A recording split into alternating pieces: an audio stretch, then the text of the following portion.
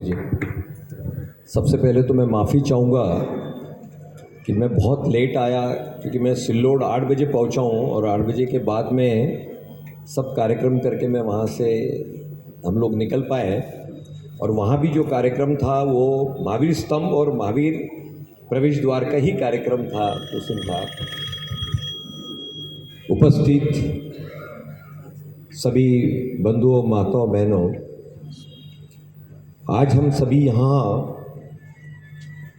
परम पूज्य आचार्य विद्यासागर जी महाराज साहब को विनयाञ्जलि अर्पित करने के लिए हम सब लोग यहाँ जमा हुए उपस्थित है। और 1 बजे जो सभा शुरू हुई, और मुझे पता है कि कई लोग आ रहे हैं, जा रहे हैं, आ रहे हैं, और उसके बावजूद ये सभागृह भरा पूरा है। यही दिखाता है कि आचार्य जी के बारे में हम सबकी भावना क्या है। और भावना हर व्यक्ति प्रदर्शित नहीं कर सकता, भावना मन में होती है। आज मुझे आचार्य श्री विद्यासागर जी महाराज,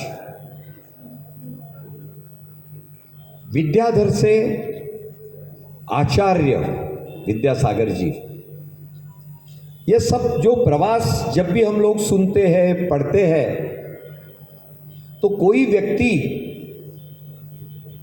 कोई जिंदगी भी बहुत बड़ी नहीं थी। 52 साल का आचार्य पद या 56 साल की दीक्षा, और इसमें एक व्यक्ति दुनिया में इतना नाम कमा सकता है क्योंकि उस विद्याधर ने विद्यासागर करके कुछ इस दुनिया को दिया है। विद्या नाम जो है, विद्या का मतलब होता है शिक्षण, एजुकेशन। और जब पढ़ते हैं हम लोग तो एक समझ में आता है कि आचार्य श्री के जितने काम हैं उन कामों में एजुकेशन के लिए, एजुकेशन शिक्षण क्षेत्र में जो किया हुआ काम है वो बहुत ज़बरदस्त है। उनकी ये इच्छा थी कि यदि इस देश को आगे बढ़ना है तो युवाओं ने पढ़ाई की ओर ध्यान देना आवश्यक है, एजुकेशन में अपना ध्यान देना बहुत आवश्यक है। लेकिन साथ ही वे ये नहीं चाहते थे कि जो शिक्षा युवा को मिले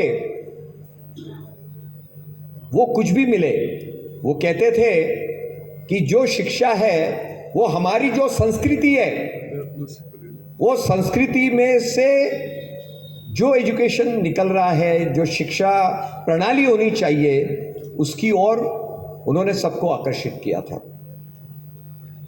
एक और चीज ये मैं इसलिए भी कह पा रहा हूं कि कुछ साल पहले इस महाराष्ट्र राज्य का शिक्षा मंत्री के नाते मैंने 4 साल काम किया, 2010 से 2014 के बीच।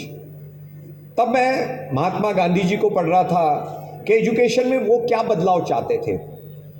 जैसा महात्मा गांधी जी ने कहा था कि 8वीं कक्षा से जो बच्चा बाहर निकलेगा वो कम से कम एक आर्ट, उसमें एक कला ऐसी होनी चाहिए कि जिसके भरोसे वो अपनी जिंदगी आगे बढ़ा पाए। वो भले वो सुतार काम करे, लोहार काम करे, कोई भी काम करे, बस वही बात थी कि आचार्य श्री ने भी शिक्षा के बारे में ये कहा था कि वो शिक्षा ये उस व्यक्ति को जिंदगी में आगे बढ़ने को प्रेरित करनी चाहिए। एक और चीज थी, पर्यावरण की तरफ उनका बहुत ध्यान था। शिक्षा, पर्यावरण और साथ ही हेल्थ। आप सोचिए कि देश का प्राइम मिनिस्टर वक्त निकालता है और उस दिन एक आर्टिकल, तीसरे दिन, जब सही बात तो यह है कि मैं, आप लोगों ने तो शायद वो आर्टिकल 2 दिन बाद पढ़ा, लेकिन हम लोगों को पता है कि उसी दिन एक्चुअली हम लोगों को मैसेज मिला था प्राइम मिनिस्टर साहब का कि शाम को 8 बजे तक आर्टिकल आ रहा है। हम लोगों के समझ में आ गया, पर समझ में ये नहीं आ रहा था कि शिवाजी महाराज का भी नेक्स्ट डे था, तो किस चीज़ पे लिख रहे करके। लेकिन अंदाज आ गया था कि इसके पहले उन्होंने महाराज छत्रपति शिवाजी महाराज पे नहीं लिखा, इसलिए पक्का यही होना चाहिए, क्योंकि डोंगरगढ़ में उनकी मुलाकात छत्तीसगढ़ चुनाव के पहले हुई थी।